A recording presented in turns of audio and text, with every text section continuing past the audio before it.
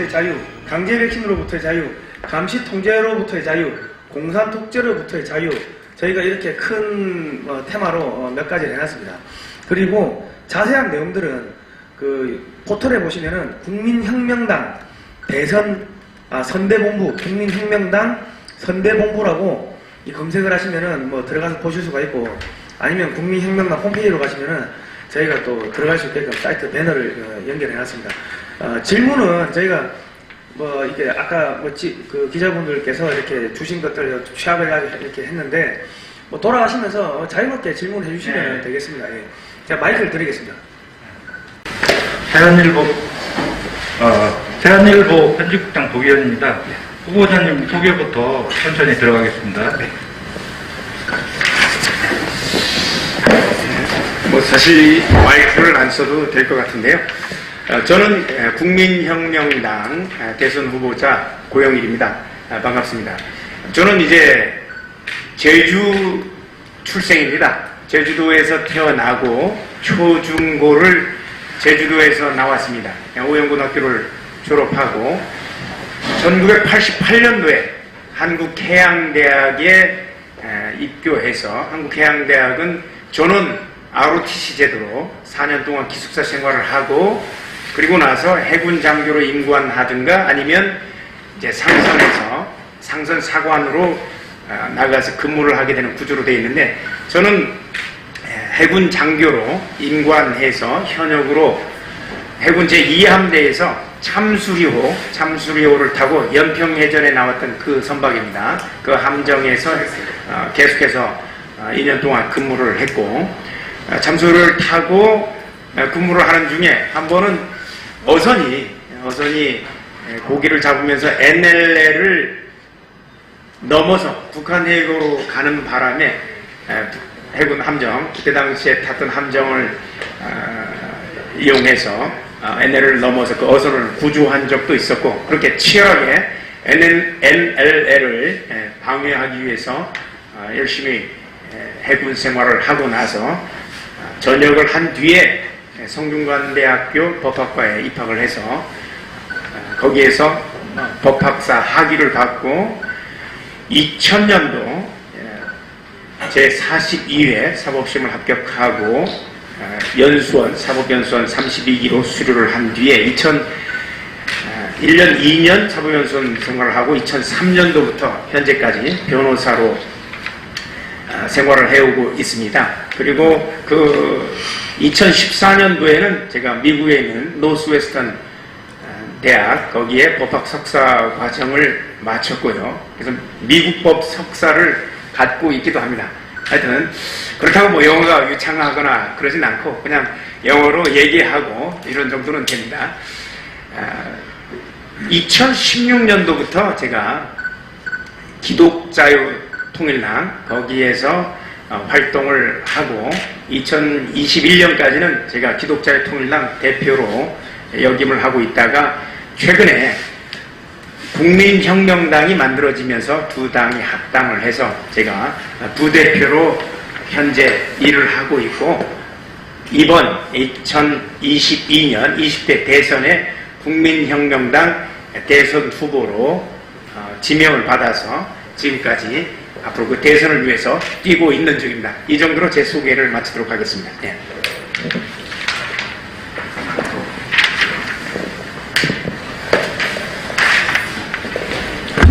대선이 지금 40여일 남아있는데요. 예. 지금 양강구도로 가고 있는데, 네. 그래도 후보님께서 바라보는 이번 대선의 이슈는 무엇일까요? 예. 그거 한번 답변 부탁드립니다. 예. 정책위원장 마이크를 옮겨주는 걸 정책위원장이 해주세요. 이번 대선은 다른 대선과 다른 점이 있다고 한다면 바로 대한민국의 정체성을 지켜내느냐, 아니면 대한민국의 정체성이 완전히 무너져서 다른 체제로 가는 그 두 가지 선택의 기로에 서 있는 대선이라고 할 수 있습니다. 즉 이슈는 자유민주주의 헌법 체제를 인정하는 대한민국이냐, 아니면 자유민주주의 체제에 헌법을 부정하는 세력으로 가서 대한민국 헌정체제 자체가 무너지느냐의 이 싸움이 이번 대선의 이슈라고 저는 생각하고 있습니다. 네. 손들어서 이야기하겠습니다. 네, 화평방송 김경옥 국장입니다.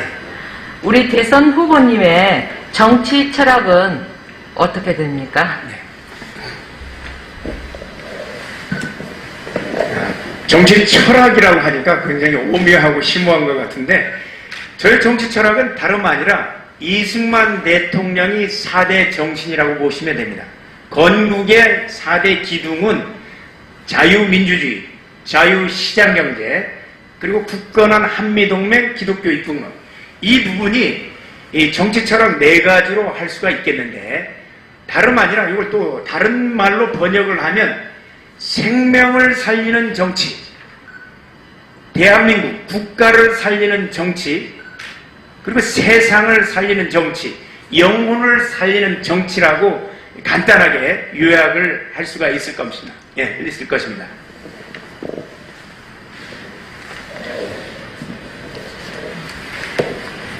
그렇다고 하면 네. 후보님께서는 이번 그 대선에 출마하시면서 네. 전략은 무엇이고 출마하는 명분을 지금 이제 살리는 정치라고 네. 하셨는데 지금 국민들이 원하는 국가의 역할이 무엇이라고 생각하는지 이야기 좀 해주셨으면 좋겠습니다. 현재 대한민국을 이번 대선의 이슈를 바로 체제전쟁이라고 얘기를 했습니다. 대한민국 국민들이 원하는 것은 자유를 박탈당하지 않고 그대로 누리길 원하는 겁니다. 바로 자유민주주의, 자유시장경제, 그리고 한미동맹을 통한 국가안보의 유지, 그리고 우리 모두가 절대적인 기본권이라고 생각하는 종교의 자유, 이 부분을 누려야 되는 게 현재 국민들이 원하는 부분인데 안보 자체가 무너지면 나머지 부분은 지켜질 수도 없고 유지될 수도 없습니다. 그래서 안보를 굳건히 하려면 어떻게 해야 되느냐? 국방을 튼튼히 하면 됩니다. 대한민국 스스로 국방을 튼튼히 할 수 있느냐? 또 그건 아닙니다. 대한민국이 통일을 하더라도 현재 대한민국을 둘러싸고 있는 강대국들은 세계 제2의 군사력을 가지고 있는 러시아, 그리고 제3의 군사력을 가지고 있는 중공이 대한민국 국경을 접하고 있는 나라들이기 때문에 대한민국 스스로 국방을 지켜낼 수는 없다라고 판단이 됩니다. 그렇기 때문에 대한민국의 대통령이 될 사람은 국제 정세에 이승만 대통령만큼이나 밝아야 됩니다. 한미동맹을 이용해서 제2, 제3의 군사력들로부터 대한민국을 막을 수가 있어야 됩니다. 현재 무너지고 있는 것은 바로 한미동맹이 거의 와해 직전에 이르러서 국민들이 주한미군이 떠날까봐 바들바들 떨고 있습니다. 평화선언 내지는 종전협정이라는 게 이 이후에 진행되는 사안은 주한미군 철수로 연결되기 때문에 많은 국민들이 이제 두려움과 공포에 질려 있는데 저는 국가의 역할이란 부분에서 바로 안보를 튼튼히 해서 대한민국 국민들이 누리는 자유를 확보하도록 하는 것, 그리고 자유를 지켜내는 것이 결국은 대통령의 역할이고 국가의 역할이라고 생각되는데 간단히 요약하면 한미동맹을 강화함과 더불어 대한민국의 자주국방 능력을 더 견고하게 하는 것, 이 부분은 물론 이제 한미동맹을 강화하기 위해서는 여러 가지 세부적인 부분들이 있지만 우선은 대한민국이 쿼드 체제에 가입을 해야 됩니다. 지금은 4가지 국가 해가지고 쿼드인데 5가지 우리 대한민국이 참여함으로써 쿼드 동맹체가 아니라 펜타 동맹체를 이루어야 된다. 그리고 오커스 동맹 또 마찬가지로 우리가 편입을 해서 대중국 봉쇄에 대한민국이 동참하고 그 다음에 대한민국이 중국에 계속해서 아무런 얘기를 못하고 있는데 그 부분은 삼불 정책을 계속해서 주장을 해왔는데 그 삼불 정책이 이걸 우리는 폐지를 해야 됩니다. 미국이 미사일 방어망에 들어가야 되고 한미일 동맹, 군사 동맹까지 가야 되고, 그리고 사드 마찬가지로 사드보다 더한 것이라도 우리가 도입해서 이 한미 동맹을 굳건히 해서 국제 전략적으로 우리가 제2, 제3의 군사력을 가진 중공과 러시아를 방어해야 되고, 그리고 대한민국이 직접 국방력을 강화하는 부분은 우리가 원자, 핵무기를 우리가 NPT 탈퇴를 통해서 확보를 해야 된다는 그 부분을 말씀드릴 수 있고, 대칭 전력으로 재래식 무기와 관련해서는 우리가 핵 잠수함, 그리고 핵 항공모함, 그리고 이지스 함, 해군 전력과 그리고 이제 공군 전력을 대폭적으로 강화할 필요가 있습니다. 미국에서 F-15EX 전투기 같은 거, 그 다음에 조기 경보기, E-2D, 그 다음에 한국 해병대 항공 전력을 확보해서 중국까지 여차하면 배로 함정으로 상륙작전을 수행하는 게 아니라 항공 전력을 통해서 강습 상륙할 수 있는 이런 전력을 확보할 수 있어야 됩니다. 그리고 뭐 장기적으로는 제주도 해군 기지를 우리가 미 해군 기지, 공군 기지를 우리가 만들어주고 미 항모 전단과 공군 전력을 유치하는 것까지 우리가 고려를 해서 이 자체 국방력 확보. 그 중에 또 한 가지 더 들자면 저기 보면 군복무 양성평등 실현이 있는데 군 가산점도 부활하고 군복무 양성평등을 실현하겠습니다. 2018년에 헌법재판소가 대체복무를 허용하지 않는 대한민국의 병역법을 위헌이라고 선언을 했습니다. 즉 총 들지 않고 군복무를 할 수 있는, 그러니까 양식적 병역 거부자들 나 총 들기 싫다 이거예요. 그러면 군대에서 총 들지 않고 핵소고제 전투 보지 않았습니까? 여러분 영화 보셨죠? 총 안 들고도 전투 현장에서 생명을 살리는 역할들, 양심적 병역 거부하는 사람들, 다른 군대에서 다른 일들, 군복을 입지 않더라도 할 수 있는 일이 많습니다. 그렇다면 여성들을 군복무에서 배제시키는 것은 양성평등에 어긋난다. 여성들도 얼마든지 군복무할 기회를 주고 군 가산점 3점을 추가해주고, 그리고 18개월 추가해서 36개월 하는 사람들에게는 우리가 월 200만 원씩 보전해준다. 이렇게 되면 대한민국의 현역병 자원은 언제나 100만 명을 유지할 수 있는 강력한 군대가 됩니다. 그러면 저 유사시에 전쟁이 일어나더라도 중공이라든가 러시아 군이 개입했을 때 미군이 오기까지 대한민국이 버틸 수 있는 힘이 됩니다. 이렇게 해서 군복무 양성평등 실현하는 것까지 제가 국가의 역할 중에서 국가 안보 튼튼히 해서 국민에게 현재 보장되고 있는 자유 지켜낸다는 게 국가 역할이라고 말씀드리겠습니다.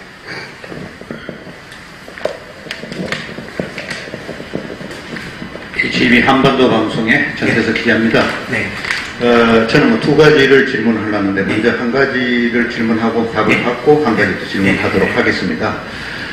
종전선언이니 남북통일이니 뭐 우리 국민이 염원한 게 많긴 합니다만 저는 우선 이제 후보님께서 이게 남남 갈등이 지금 또 전에보다 더 심화돼 있어요. 지금 남남 갈등이 뭐 옛날 조선시대에는 뭐 반파싸움이 있었지만 심화돼서 이게 반대를 이해하면 반대를 하고 있다 이런 생각도 많이 들어요. 네. 후보님이 대통령에 되면은 이 남남 갈등 문제를 어떻게 해소할 것인지 이 부분에 한 말씀 듣고 싶습니다. 이 남남 갈등이라고 하지만 사실은 이게 좌파와 우파 간의 갈등이라고 우리가 다른 얘기로 할 수가 있겠고, 이걸 또 다른 언어로 조금 더 깊이 들어가면 대한민국의 헌정체제를 인정하는 세력과 헌정체제를 부정하는 세력으로 이게 확대가 가능합니다. 그렇기 때문에 이 부분은 갈등이 아니라 종전까지 대한민국의 좌파 정권들이 국민들을 세뇌시켜놨습니다. 세뇌시키면서 이거를 금품을 가지고 사람들에게 이 포퓰리즘 정책을 통해서 교묘하게 세뇌를 시켜놨는데, 교육 정책을 통해서, 그 다음에 경제 정책을 통해서 이렇게 또 한 가지 추가하면 복지 정책을 통해서 이렇게 해놨는데, 이 부분에 대해서 참다운 자유가 뭔지를 우리 국민들에게 다시 한번 인식시키는 게 필요하고, 그 다음에 두 번째는 정권을 되찾은 다음에 해야 될 부분은 헌정체제를 부인하는 세력에 대해서 여기에서 때법을 통한 떼쓰기에 무너지지 않는 엄정한 법 집행이 기존에 없었기 때문에 이런 갈등을 부추겨 왔습니다. 만약에 우리가 이 집권을 하게 되면 때법을 통한 헌정 질서 체제를 무너뜨리기는 행위에 대해서 용납하지 않도록 하겠습니다. 대표적인 게 우리가 사형제도가 대한민국 형법에 규정되어 있지만 김대중 정권 이후 사형제도 한 번도 집행이 안 되고 있습니다. 그렇기 때문에 국가보안법을 위반하거나 여적죄라든가 이적죄를 행한 자들이, 그리고 간접죄를 행한 자들이 사형 선고가 내려져도 얼마 없으면 자기들은 정권만 바뀌면 풀려난다고 생각하니까 대한민국 헌정체제에 완전히 거스르는 행위를 대범하게 하고 있는 겁니다. 이 부분의 해결책은 사형제도가 현재 존치하고 있고 기존의 사형 선고를 받은 자들, 그리고 헌정체제에 어긋나서 국가보안법이라든가 형법이라든가 아니면 이 국가체제를 전복하기 위해서 규정된 사형죄에 해당돼서 현재 사형이 집행이 안 되고 있는 자들에 대해서 사형을 일시적으로 집행하면 됩니다. 일시 집행하고 앞으로도 대한민국의 자유민주 체제를 위협하는 세력들에 대해서는 용납함이 없다는 걸 보여주면 갈등의 여지도 없습니다. 물론 이제 이게 굉장히 강력한 어떤 더 국민들에게 위화감을 조성할 것 같지만 그게 아닙니다. 법 체제 자체가 무너지면 이 세계는 약육강식의 세계가 돼버리는 겁니다. 이걸 아예 막는 방법이 엄정한 법 집행이라고 저는 생각하고 있는 거고, 그 남남 갈등은 기존에 있었던 이런 세뇌라든가 체제 자체를 부정하는 걸 용납하는 것 때문에 이루어진 거기 때문에 용납하지 않도록 하겠습니다. 예.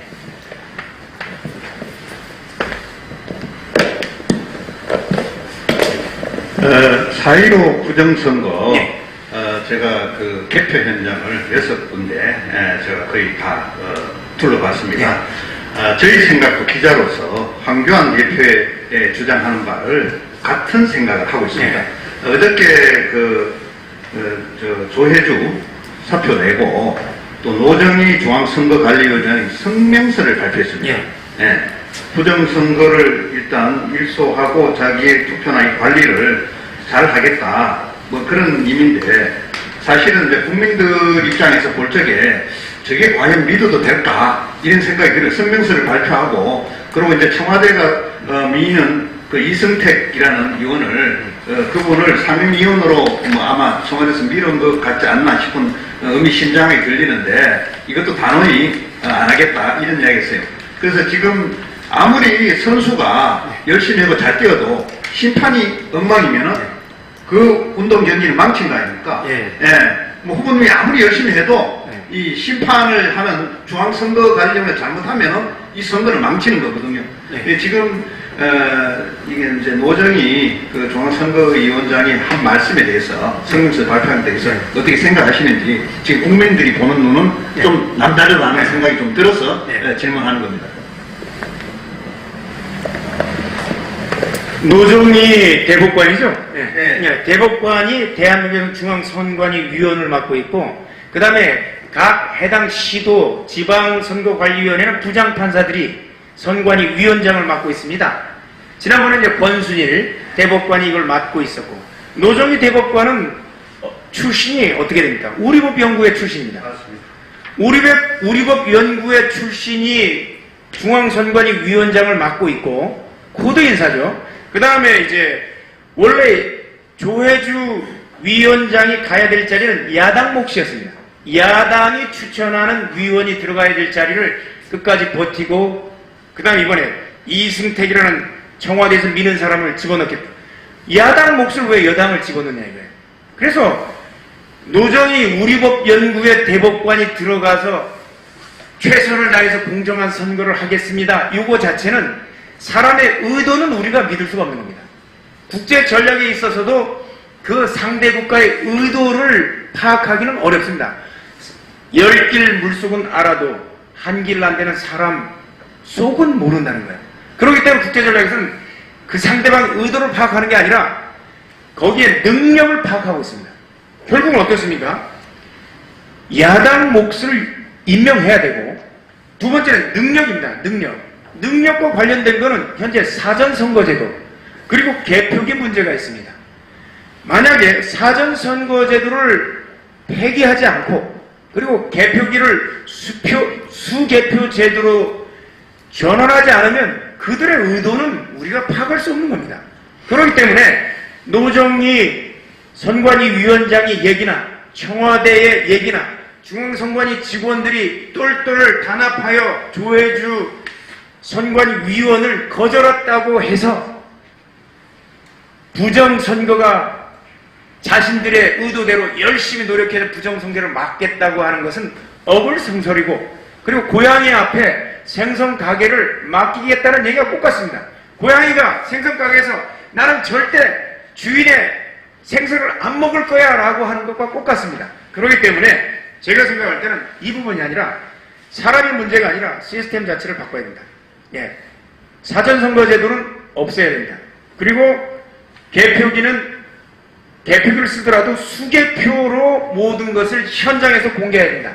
그렇지 않으면 사전투표제도의 문제점은 선거관리관이 자기 도장을 찍어서 확인하는 게 아니라 인쇄기로 관리관의 직인을 대신할 수 있도록, 가름할 수 있도록 선관위 규칙이 정하고 있습니다. 이 규칙도 법에 위반된 건데 이걸 버젓이 행하고 있는데 어떻게 믿겠습니까? 그래서 이 두 가지 제도를 노정희 선관위 위원장이 사전선거제도 이번 안 하겠다. 왜? 거기에 보면 중앙선관위 규칙에 투표관리관의 직인을 인쇄로 가림할 수 있다는 부분이 선거법에, 공직선거법에 위반돼서 사전선거관리제도 폐지하겠다. 그리고 개표기 안 하겠다. 수개표로 하겠다고 이번 선언하지 않는 이상 성명서 발표는 공연불이고 국민들을 속이는 조선모사 같은 이런 발언밖에 안 된다는 제 개인적인 생각입니다.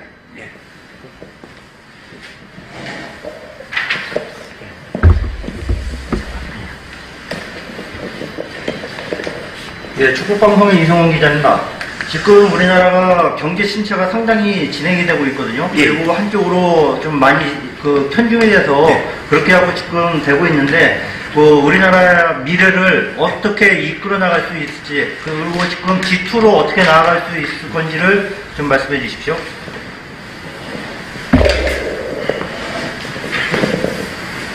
경제 전문가도 아닌데 이제 경제 정책까지 아는 척 하려고 하니까 굉장히 힘든 것 같아요. 자, 하여튼 우리나라의 경제 침체의 문제는 자유시장 경제 체제를 무너뜨리는 세력이 있으면 안 돌아갑니다. 일자리 확대, 누가 확대합니까? 정부 주도의 일자리 확대입니다.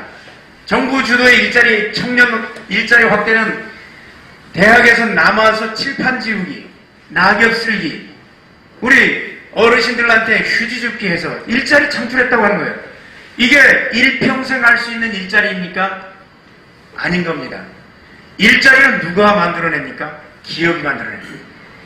중소기업이든 자영업자든 사업을 하는 사람이 만들어내는 건데, 사업을 하고 있는 기업, 중소기업, 그 다음에 자영업자들의 사업을 이 전염병 하나로 완전히 틀어막았습니다. 예컨대 우리가 먹거리, 우리 정책위원장이랑 식사하러 갔는데 전염병 예방 주사를 맞지 않으면 들어가서 둘이 식사도 못해요. 그럼 어떻게 해요? 안 들어가는 거예요. 도시락 시켜 먹든가 편의점 가서. 요거 가장 작은 자영업자들의 자유마저 뺏어버리고, 한쪽은 확대되고 한쪽은 축소된다고 하는데, 대기업 마찬가지 너무 고생하고 있습니다. 대기업 중에서 여기서 잘 나가는 회사 몇 개 되겠습니까? 일부만 잘 나가요. 일부만. 이 업체에서 정부 규제 속에서 살아남을 수 있는 정도의 대기업들 몇 개 있습니까? 삼성전자요? 삼성전자가 대기업이라서 정부 규제를 벗어나서 살아남을 수 있습니까? 대한민국에서 살아남을 수 있습니까? 대한민국에서 살아남지 못하니까 어디로 가요? 20조를 투자해서 미국으로 도망가고 있습니다. 미국으로 도망가면 삼성전자 혼자 갑니까? 삼성전자에 납품하는 중소기업 다 같이 따라가야 됩니다. 따라와. 안 따라가면 어떻게 해요? 납품 못하는 거야. 이거를 타파할 것은 어떻게 해요? 규제 철폐하면, 국가가 건드리지만 않으면 기업들은요 수요를 창출해냅니다. 그리고 또 한 가지는 대한민국의 세금 문제가 있습니다. 대한민국의 세금은, 우리 법인세는 최대 세율이 27.5%입니다. OECD 국가 전체의 평균은 22.9%입니다. 선진국보다 대한민국이 높다는 거예요. 그러면 어떻게 해요? 기업들은 세금 덜 내는 곳으로 가게 됩니다. 이거를 타파하기 위해서는 우리가 법인세를 22.9%보다 더 낮춘, 우리는 19%로 아예 이하로 낮춰버릴 겁니다. 대기업이든 중소기업이든 자영업자든 법인세는 그렇게 낮추는 겁니다. 낮추면 어떻게 해요? 탈세하는 일이 안 벌어집니다. 정당하게 19%만 내고, 그리고 열심히 벌고, 이익은 이 자영업자가 공유하는 거예요. 중소기업이 공유하는 거예요. 중소기업은 대기업이 되는 거고, 자영업자들은 중대형 기업으로 성장하고, 일반적인 중소기업은 삼성전자와 같은 기업 30개만 늘어나 보십시오. 대한민국 경제 침체하라고 요청해도 안 돼요. 우리 중고등학교, 고등학교만 졸업하면요 이미 입도선매 되는 사회가 돼요. 대학 안 가. 왜? 이미 그때 사람이 모자라서 기업들이 데려가는 거예요. 대학 4학년 되면 어디 써야 될지 이미 입도선매 돼서 기업들이 다 두세 군데 취직이 돼서 우리가 어디로 갈지 몰라야 되는 세상이 나오면 경기 침체 되라고 해도 안 됩니다. 이 부분이 세금 정책, 감세 정책과 규제 철폐만 해도 대한민국은 얼마든지 침체를 벗어날 수 있다고 제가 생각하고 있습니다. 네. 자, 그 다음 오늘. 후보님의 이번 공약을 좀 들어봤는데요. 예. 그래도 유시가 되는 게 지금 탈원전 예. 환경 정책에 대해서 예. 간략하게 말씀해 주시면 예. 좋겠습니다. 자, 이번에도 대한민국의 탄소 중립과 관련해서 선언을 먼저 했습니다. 문재인 대통령이 돌아다니면서 그렇게 했는데, 그럼에도 불구하고 이제 탄소 중립 정책과 관련된 친환경 정책으로 원전을 서유럽 국가들은 포함시켰는데 대한민국 정부는 원전을 포함시키지 않았습니다. 이상한 것은 원전의 탄소 배출량은 풍력 발전의 5분의 1, 태양광의 20분의 1 탄소를 배출합니다. 태양광보다 우리가 굉장히 친환경이라고 하는 태양광이나 풍력 발전보다 원전의 탄소 배출량이 월등하게 적다고 한다면 친환경 정책으로 가는 것은 원전 정책을 더 조성하고 장려하는 것입니다. 사우디 가서 대한민국의 대통령이 거기에 에너지 장관과 여러 장관들을 동행해서 포럼을 하는 자리에 사우디 에너지 장관이 지각을 했습니다. 그리고 대통령 뒤로 와서 털썩 그냥 주저앉고 대통령한테 인사도 안 하고. 여러분 왜 그렇습니까? 대한민국 국격이 그렇게 떨어져 있다는 거예요. 어떻게 대한민국 국가 원수가 사우디에 방문했는데 일개 장관이 지각을 하고 마스크도 안 하고 와서 옆에 그냥 있든지 말든지 앉아서 행사 진행 중에 핸드폰하고. 대한민국 국격이 이 정도 수준인데 왜요? 그 에너지 장관이 대한민국의 원전을 채택할지 말지 결정하는 갑지위에 있었으니까. 대한민국 원전은 돌아다니면서 APR 1400이라는 대한민국 중소형 원전이 세계 최고라고 세일즈를 하고 다니는 문재인 대통령이 대한민국의 원전은 다 파기하려고 하고 있습니다. 이게 어불성설이라는 거예요. 그래서 이 부분이 왜 원전을 대한민국에서는 파기하고 외국에서는 팔려고 하는가? 이거는 이스라엘의 원전 정책을 우리가 살펴보면 알 수 있습니다. 이건 안보와 관련되는 건데, 이스라엘은 중동의 다른 이웃 나라들과 수차례 전쟁을 수행했죠. 여러분 굉장히 잘 아실 겁니다. 그런데 중동 여러 개 국가들과 이스라엘이 전쟁을 그치게 된 사건이 있습니다. 그것은 이스라엘이 디모나 사막에 원자력 발전소 하나 지어놨더니 원자력 발전소를 운영하는 것 자체가 핵무기를 보유할 수 있다는 것과 동일한 효과를 가지고 있기 때문에 중동의 여러 국가들은 이스라엘과 전쟁하면 이스라엘은 핵으로 공격한다는 생각을 하게 되자마자 중동전이 추가로 발생하지 않았습니다.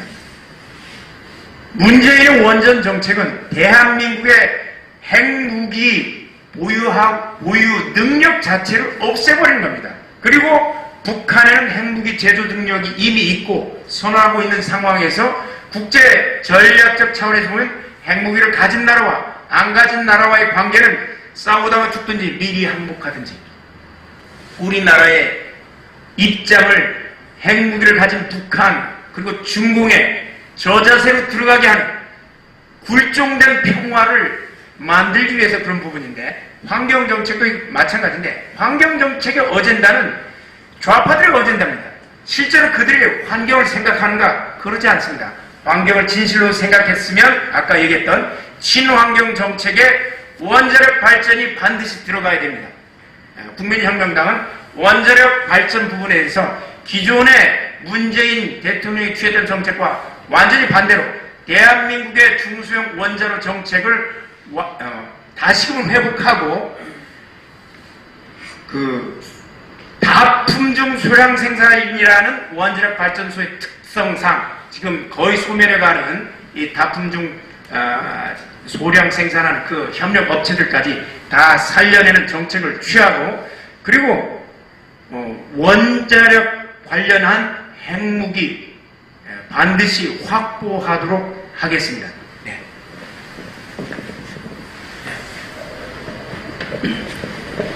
예, 이번에는 사회 활동 중에서 일자리가 해결되면 많이 사라지는 문제들을 말씀해 주셨는데요. 그래도 자유, 평등, 공정, 이거를 후보님께서 실천할 수 있는 방안을 말씀해 주셨으면 좋겠습니다. 미국 학자가 쓴 책인데요. 평등은 불공평하다. 이런 책이 있어요. Equal is unfair. 이런 책이 있습니다. 평등을 우리가 개념 설정을 할 때 결과의 평등이라고 얘기를 해버리면 이게 불공정한 게 된 거예요. 대한민국 사회의 지금 자유와 평등과 공정은 우리가 자유민주 체제에서의 자유, 평등, 공정과 전혀 다른 개념을 국민들에게 그리고 교육정책을 통해서 지금 주입시키고 있었습니다. 자유는 권리만 누리는 게 자유가 아닌 거예요. 책임에 따르는 자유라는 걸 안 가르치고 자기의 권리만 주장하는 자유를 학교 교육을 통해서 청장년들에게 지금까지 교육해왔는데, 그게 아니라 자유에는 반드시 책임이 따른다. 내가 그 자유를 누린 만큼 거기에 따른 책임이 따른다는 것을 다시 한번 강조해서 이 사회에 대해서 세뇌된 국민들의 요 생각을 다시금 바꿔내야 될 필요가 있고요. 그 다음 평등도, 대한민국 헌법에서 얘기하고 있는 평등은 기회의 평등입니다. 기회의 균등이지 결과의 평등을 얘기하고 있지 않습니다. 대한민국에서 이제 결과의 평등을 강조하고 있는 부분을 어디서 할 수 있느냐? 국가인권위원회법과 그에 따른 인권 조례들에 있어서 이 결과의 평등을 얘기하고 있습니다. 여러분, 열심히 일한 당신과 일하지 않은 당신 어떻게 같을 수가 있습니까? 학생인권 조례를 가보면 기가 찹니다. 성적에 따른 차별 금지를 얘기를 하고 있습니다. 열심히 일해서 성적이 우수한 사람에게 장학금을 주는 것하고 아무리 공부를 전혀 안 한 학생하고 장학금을 주지 않으면 성적에 따른 차별금지가 됩니다. 뭐하러 그럼 공부합니까? 성적에 따른 차별금지를 지방의원들한테 설명을 했더니 지방의원 한 분은 이런 얘기를 학생이 성적에 따라 차별하면 안 되지! 성적 차별금지였습니다, 그때는. 근데 어쨌든 성적에 따라는 차별해야 되는 거예요. 왜 수능시험 많이 좋은 점수를 받은 사람한테는 좋은 대학을 부여하고 그렇지 않은 사람들은 나쁜 대학을 가야 되냐? 성적에 따른 차별이에요. 우리가 평등은 수능시험 공부할 기회를 동일하게 부여하는 게 이게 평등인 거예요. 기회의 균등이 평등인데 결과의 평등을 가르쳐서 학생들에게 공부 잘하는 사람들을 미워하도록 하는 거예요. 서울대 나온 사람들을 미워하도록 하는 거예요. 저도 S대 나왔습니다. 삼천교육대 말고. 네. 자, 어쨌든 성균관대 법학과를 나왔는데 공부 잘하는 사람들이 서울대 법대 갈 수 있는 거예요. 그러면 그걸 많이 하려면 사법시험을 통해 더 열심히 공부해서 순위를 올리면 되는 거예요. 그런데 그걸 안 하고 요즘은 법원에 가면 참 이상한 일들이 벌어졌습니다. 검찰청이나 법원에 가면 판사 아닌 일반 직원들이요, 나도 사법시험 공부했었다고, 직급만 저게 판사지 나랑 평등하다고. 평등합니까? 대통령하고 대통령 부속실에 있는 직원하고 평등합니까? 평등해요? 평등 안 해요. 대통령이 될 기회를 평등하게 주었지 대통령이라는 직책을 통해서 명령을 해야 되고 지시를 해야 되는 거예요. 그 밑에 사람들 공무원들은 공무원 직무에 따라서 거기에 따라야 될 의무가 있는 거예요. 근데 평등하다고요? 사람으로서는 평등하죠. 그러나 직책과 직위에 따른 그 기회들은 공정하게 주어졌지만 된 뒤에 다른 문제, 결과의 평등까지 요구하면 안 되는 부분이고, 이 결과의 평등이 아니라 기회의 균등을 보장하는 사회를 만들어주고 그 기회에 따라서 공정하게 경쟁을 통해서 획득한 자리에 대해서는 그 권위를 인정해 주는 게 이게 진짜 평등이요, 그게 공정한 사회인 겁니다. 예. 열심히 일하는 사람에 대해서 부자가 되는 것, 부자 되세요 얘기를 하고 부자를 미워하는 사회가 아니라 열심히 일해서 부자가 된 사람들한테 부자 공경합니다, 존경합니다, 저도 부자가 될게요 라고 할 수 있는 사회가 공정한 사회입니다. 예, 이상입니다. 예.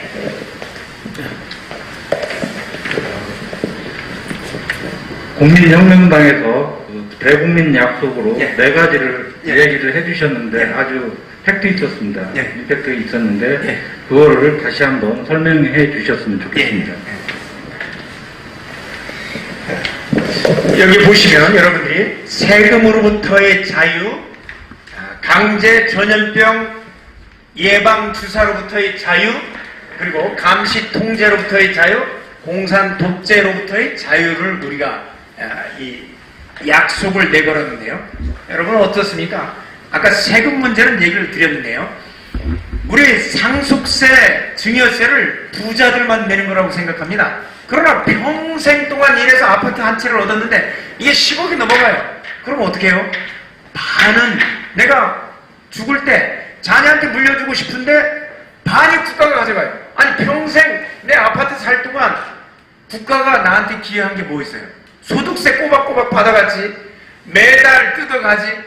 근데 왜 자녀한테 줄 때 자기들이 뜯어가요? 상속세, 증여세를 완벽하게 폐지해야 됩니다. 그럼 어떻게 돼요? 최근에 대한민국의 중소기업에서 아주 유명한 중소기업입니다. 전 세계에서 콘돔을 가장 잘 만들어서 가장 질 좋은 콘돔을 생산하는 업체인데 상속세를 못 내서 그 유족들이 주식을 팔아서 상속세를 내니까 제3자가 와서 저 기업의 주인이 됐습니다. 그러나 좋은 기업들은 오래된 기업들이 그 노하우를 전수하면서 기업을 발전시키고 있습니다. 현대, 삼성, LG, SK 제2세들이 하잖아요. 대우는 왜 망했습니까? 상속할 사람이 없어서 망한 겁니다. 왜? 전문 경영인이 와서, 전문 경영인 여러분 대단한 것 같죠? 주인만 하겠습니까? 종들입니다. 종들이니까 회계를 어떻게 해요? 엉망으로 해서 분식 회계를 해서 가져가 버린 거예요. 도둑질을 해서 그 회사가 무너진 겁니다. 그러나 현대, 삼성, LG, SK 같은 거대한 기업들, 이 세들이 전문 경영인들을 감독하는 거예요. 내 거니까. 이렇게 되려면 어떻게 해요? 상속세, 증여세를 폐지해야 돼요. 그러면 중소기업들은 이 세가 더 발전시키면 삼성전자와 같은 기업 30개가 대한민국에 생기는 거예요. 자영업자들은 상속, 증여세 폐지시키면 중소기업으로 발전시키고, 개인들은 자영업을 통해서 중소기업까지, 대기업까지 만들 수 있는 사회가 되는 거예요. 그 다음 우리 개인소득세는 어떻습니까? 법인세는 아까 설명을 드렸지만 개인소득세는 45%입니다. 최고세율이. 개인 사업자들은요, 소득을 벌면 10억 넘으면 45% 내요. 100억 벌면 어떻게 해요? 50억 국가가 가져가요. 열심히 일하겠습니까? 10억 안 버는 걸로 처리를 하고 10억이 넘으면 어떻게 해요? 탈세해버리는 거예요. 그러나 20%로 고정 단일세율로 정리해버리게 되면 열심히 일하고 20%만 내고 당당하게 세금을 쓰는 거예요. 그리고 자기 수익을 쓰는 겁니다. 그럼 개인들은 어떻습니까? 대한민국의 문제점은 세금을 안 내는 사람들이 대한민국의 주인 행세를 한다는 거예요. 세금을 많이 내는 사람은 대한민국의 주인 행세를 못하는 거예요. 그러나 20% 개인소득세 단일세율을 정하면 누구나 국가에 대해서 20% 지분을 갖고 있는 거예요. 나도 내 소득이 20% 냈다. 당당하게. 그리고 그 나머지 금액은 열심히 일한 당신 누려라라는 사회가 되면 세금으로부터 자유가 임하게 됩니다. 두 번째, 강제 전염병 예방 주사로부터의 자유. 아니, 내가 전염병 예방 주사를 맞든지 안 맞든지 건강권에 대한 책임은 저한테 있는 거예요. 국가한테 있는 게 아니에요. 제가 한 달 전에 요 전염병으로 입원을 했었습니다. 네.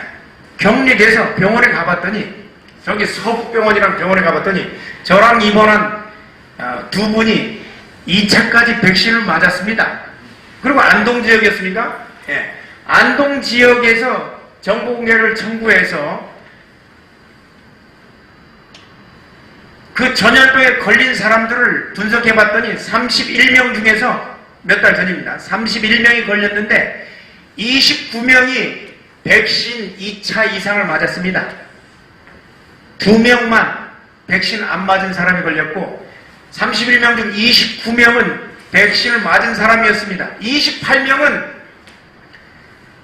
2차까지 맞았고 29명, 1명은 3차까지 맞은 사람이었습니다. 백신 맞은 사람과 안 맞은 사람 간에 차이가 없습니다. 그러면 이 강제 전염병 예방주사를 맞아도 그만, 안 맞아도 그만인 것입니다.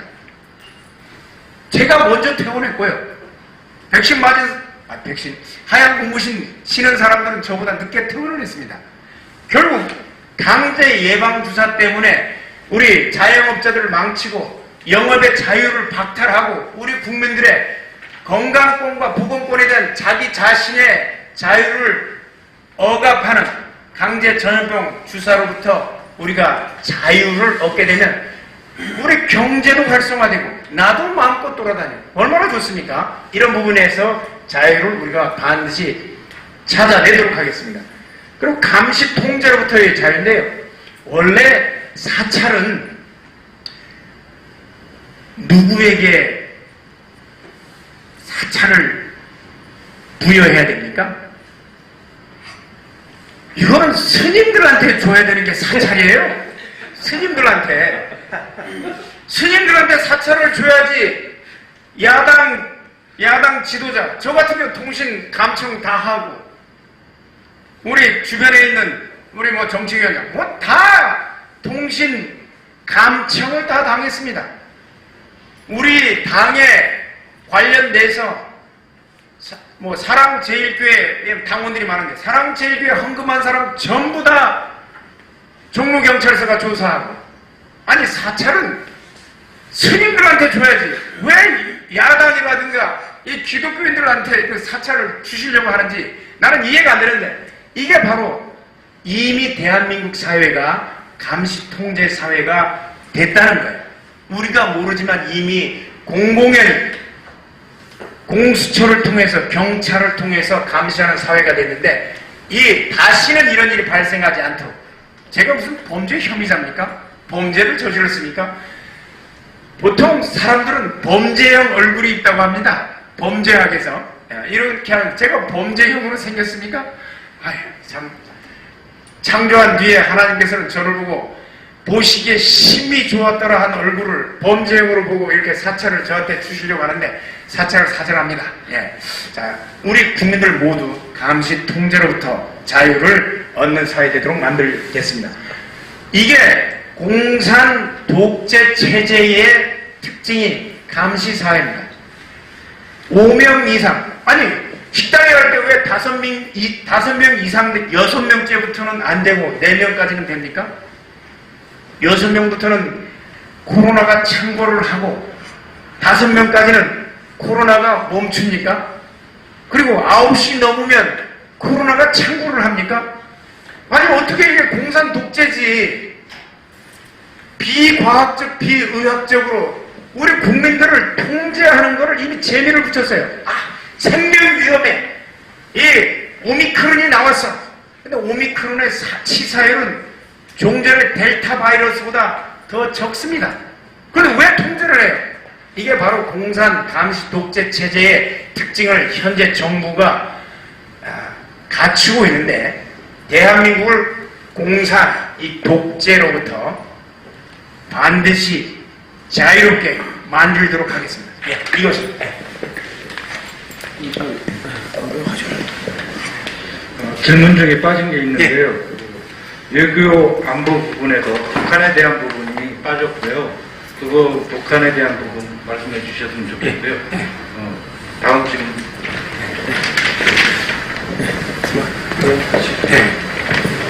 질문 한꺼번에 받죠.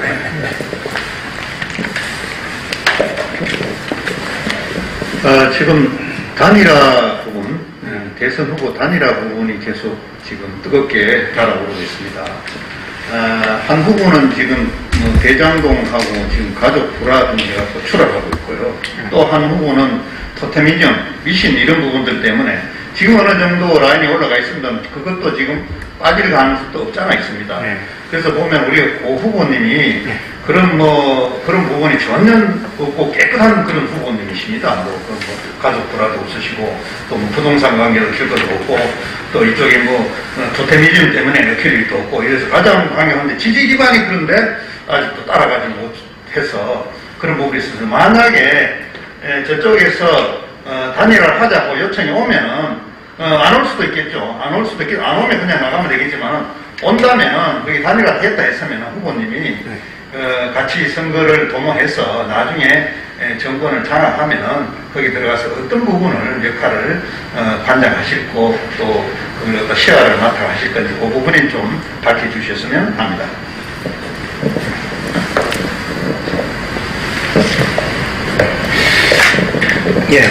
우선 북한에 대한 부분을 말씀드리겠습니다.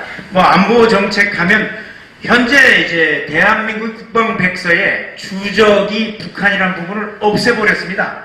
대한민국 국군은 주적이 모르는 상태에서 전쟁을 준비하고 있는 것입니다.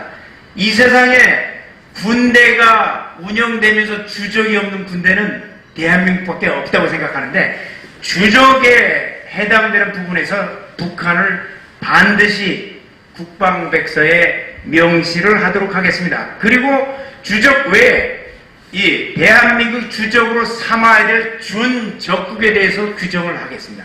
준주적, 바로 중공입니다.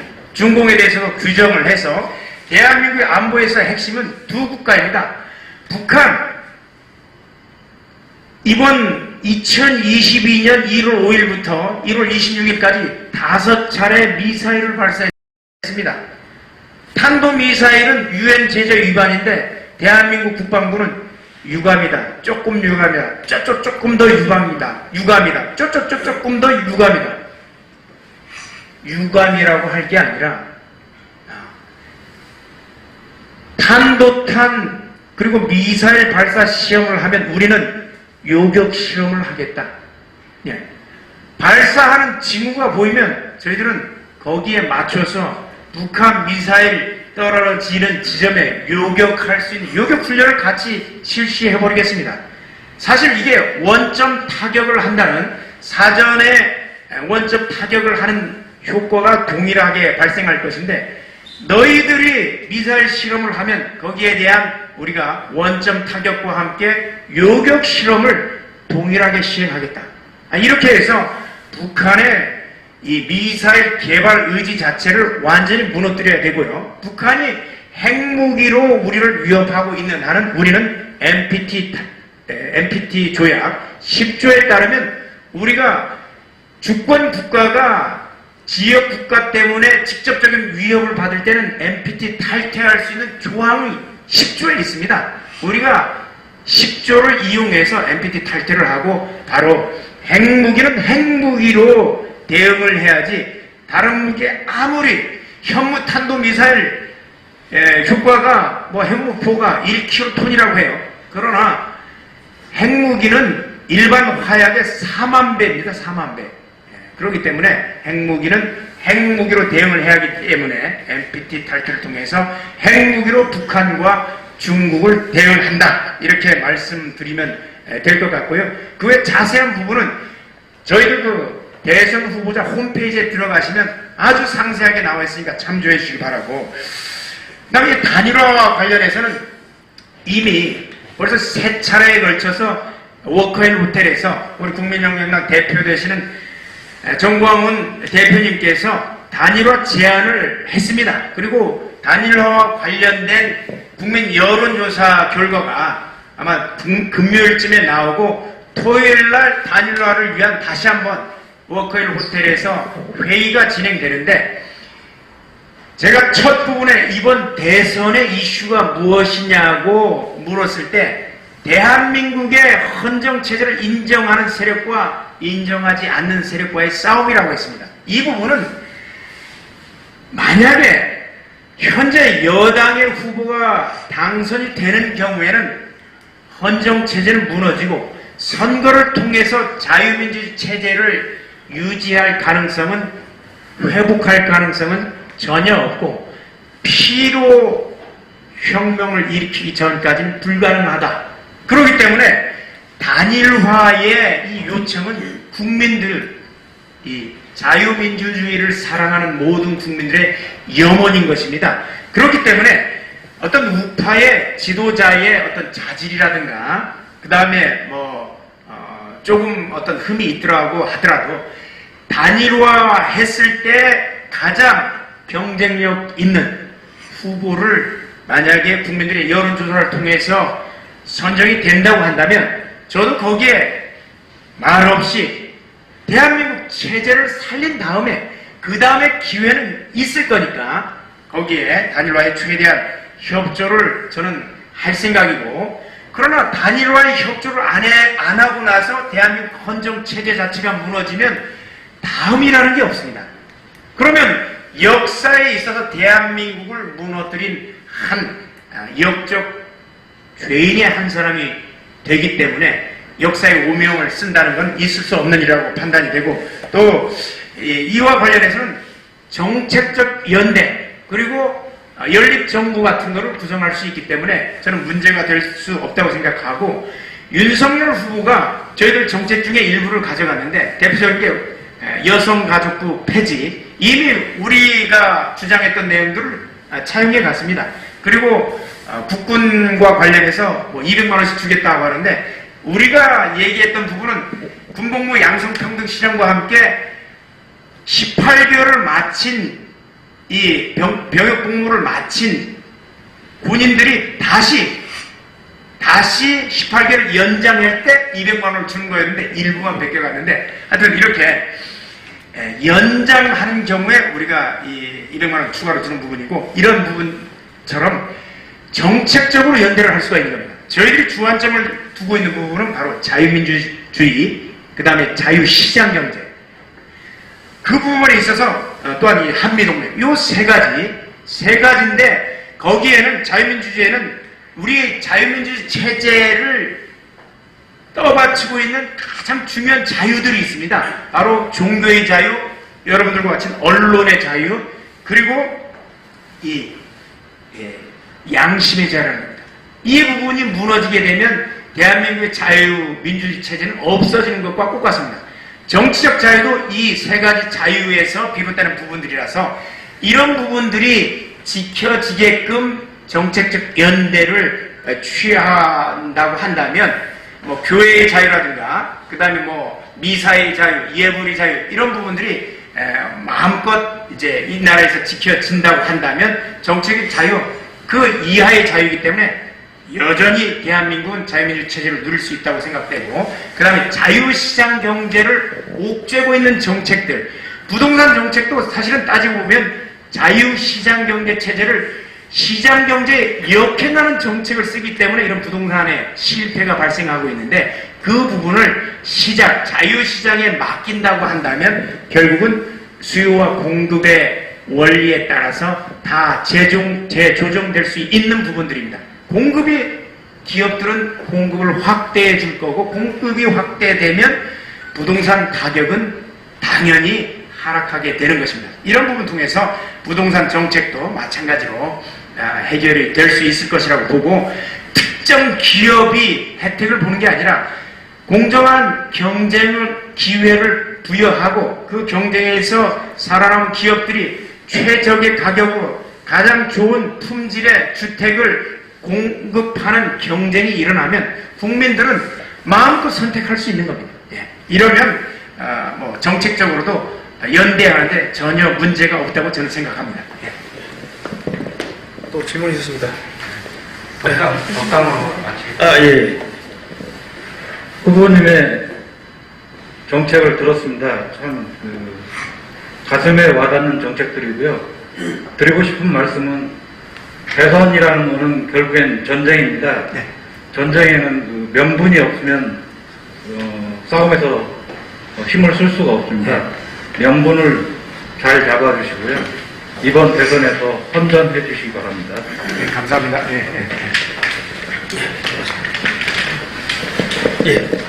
오늘 뭐 여기서 기자회견 마치도록 하겠습니다. 또 있습니다. 아니. 네, 박수로. 박수 치겠네요. 감사합니다. 감사합니다.